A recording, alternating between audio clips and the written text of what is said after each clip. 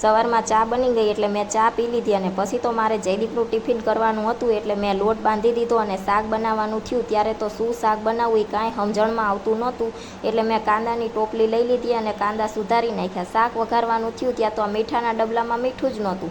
પછી તો મેં મોટો ડબ્બો લઈ અને નાના ડબ્બામાં મીઠું ભરી અને શાક રોટલી બનાવી નાખ્યું. ત્યાં તો જયદીપને મકાઈ પૌવા ખાવા હતા એટલે મેં ગેસ નીચે ઉતારી લીધો અને પૌવા તળી નાખ્યા. જયદીપ ઓફિસે ગયા ત્યાં સુધી પૌવા પણ ઠરી ગયા હતા એટલે મેં જબલું લઈ અને પૌવા ભરી લીધા અને હું નાસ્તાની ડોલમાં મૂકવા જઈ ત્યાં તો એમાં બદામની થેલી હતી એ મારા હાથમાં આવી એટલે મેં 4-5 બદામ ખાવા લઈ લીધી અને નાસ્તો પેક કરીને મૂક્યો. પછી મારે પોતા મારવાના હતા તો હું પોતા કરવા ડોલ લેવા જઈ ત્યાં તો યત્રજની સ્કૂલેથી ફોન આવ્યો અને મારે આ ફોર્મ લેવા જવું પડ્યું અને આ ફોર્મ ભરી અને કાલે પાછું દેવાનું હતું એટલે મારે કામ પૂરું થઈ ગયું. પછી તો મારા અક્ષર સારા નહોતા તોય મેં ફોર્મનું કામ પૂરું કરી નાખ્યું અને સાંજ પડતા જયદીપ ઘરે આવ્યા ત્યાં સુધી તો મારા બેનપણીના ઘરેથી અમારા માટે ટિફિન પણ આવી ગયું હતું એટલે હું અને જયદીપ બંને જમવા માટે બેસી ગયા. વિડીયો ગમ્યો હોય તો લાઈક કરજો અને ચેનલને કરી દેજો સબસ્ક્રાઈબ.